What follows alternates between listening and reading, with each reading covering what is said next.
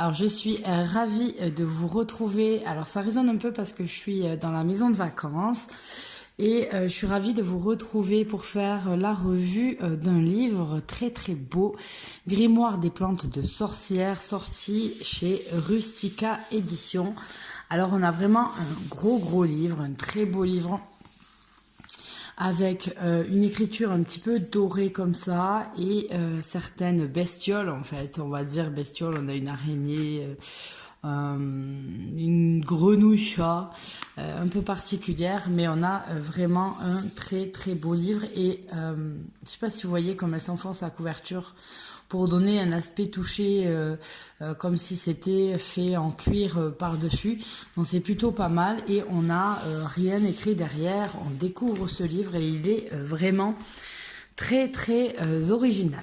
Alors, vous voyez déjà l'illustration de ce livre est vraiment travaillée, très belle. On a l'impression d'être vraiment dans un vieux grimoire. Alors, il est de Erika Laïs et donc on sait que c'est une passionnée de plantes et de jardinage. C'est un livre qui est sorti en 2016. Alors on a un sommaire et vous pouvez voir qu'en fait les plantes vont pas avoir leur nom botanique, on va dire, leur nom commun, mais le nom que on leur donnait à l'époque. Voilà.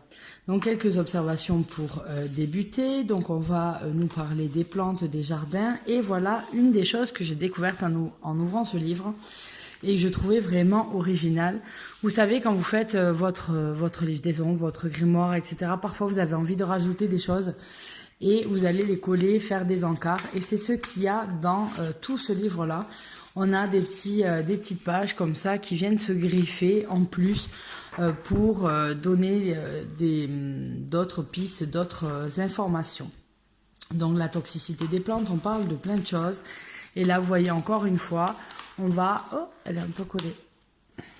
Non. Non, elle est comme ça en fait. Voilà. On va avoir une autre feuille qui va se passer avec l'illustration botanique des plantes. Donc, par exemple, on va avoir l'herbe au perles, l'herbe au chat, alors que c'est pas leur nom commun, on va dire. Donc, les plantes de sorcières. Donc, on va retrouver ces noms-là et on va voir, par exemple, ici, on va s'intéresser à l'ail des ours, qui, elle, pour la peine, porte son nom. Et donc, vous allez avoir pas mal de choses à savoir. Donc là, on a, forcément, on parle d'ail, donc on a une illustration de vampires, chasse les vampires. Et à quoi ça sert, à quoi ça marche et comment, alors, on a comment les reconnaître, là où ils poussent dans la nature, quels sont les endroits qu'ils aiment pour pousser, comment on va aller ramasser la plante, comment on va la planter, les lieux préférés dans le jardin. Et ensuite, parfois, on a quelques petites recettes de cuisine avec les plantes, comment s'en sortir. On a aussi des informations quand on a une plante qui est toxique. Donc je tourne les pages pour que vous voyez un petit peu, mais par exemple la colchique d'automne, donc ça tombe très bien parce que je viens là au moment où je filme cette vidéo, j'ai fait plus de 2 heures de marche ce matin. On est parti très tôt pour aller au départ, plus ou moins dans les départs de la Loire. Et donc on a bien marché ce matin. Et donc on a la colchique que j'en ai croisée sur mon chemin.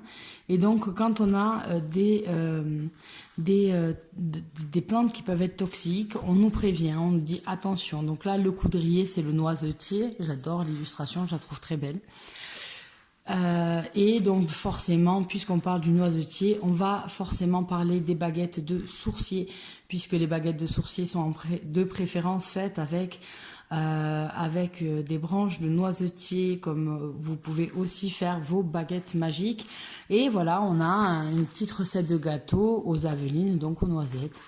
Voilà, donc on a pas mal de choses comme ça, c'est assez intéressant, il y a des anecdotes historiques, il y a pas mal de choses, le fenouil sauvage par exemple, donc on a à chaque fois l'illustration botanique et encore une fois des recettes de cuisine ici sur le côté droit. Et on va nous dire en fait que voilà, si du fenouil sauvage est venu pousser spontanément aux abords de votre maison, c'est un excellent présage. Vous habitez un lieu où les vibrations sont bonnes. De plus, ces plantes odorantes protègent les influences négatives. Donc vous allez avoir beaucoup d'extraits de l'encyclopédie des herbes magiques que de Scott Cunningham. Si je dis pas des bêtises, on retrouve ce livre traduit chez Alliance Magique. Et ensuite, on a pas mal d'extraits aussi des écrits d'Hildegarde qui écrivait pas mal du coup sur les herbes. Donc c'était une abbesse, je crois, une abbesse, oui, qui a beaucoup travaillé sur les herbes. Et il me semble que d'ailleurs, c'est chez Rustica Édition qu'on a des agendas qui sortent avec agenda de la lune, agenda des sorcières, agenda des druides, ces choses comme ça qui sortent chaque année. Et il y en a un justement de Hildegarde où on va s'intéresser aux herbes.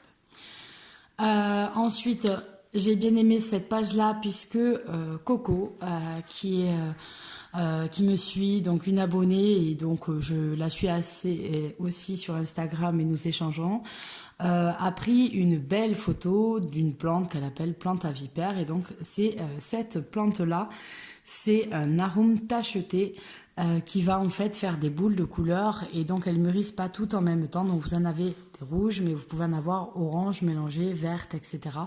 Et bon, c'est tout à fait toxique, mais vous avez une herbe, c'est assez original comme plante, et c'est joli. Donc voilà un petit peu comment c'est fait à l'intérieur. C'est extrêmement intéressant en fait. Parce qu'il y a des petites herbes, comment les reconnaître, le nom qu'il y avait, voilà, ça, la Tanésie, l'herbe au vert, j'en ai à côté, là où on est en vacances, donc on est passé, et donc on nous dit que c'est un insecticide végétal important, et donc vous pouvez elle est toxique si on la prend, cette plante, en interne, mais si vous la brûlez ou vous les mettez dans des petits sachets dans les armoires, en fait, ça empêche les mites de venir manger, un peu comme quand vous mettez aussi des sachets de lavande, etc. Les mites et tout ce qui est insecte ne les aiment pas. Donc, si vous les mettez, vous vous en débarrassez. Donc voilà pour ce livre. C'est une petite revue, c'est assez court puisque voilà, on va parler à chaque fois des plantes. On va parler de la mandragore, donc de la fausse mandragore. Vous voyez ici l'originalité, on a un dessin de livre, et donc c'est comme si on tournait la page d'un livre dans un livre. Je trouve ça très très intéressant, très beau.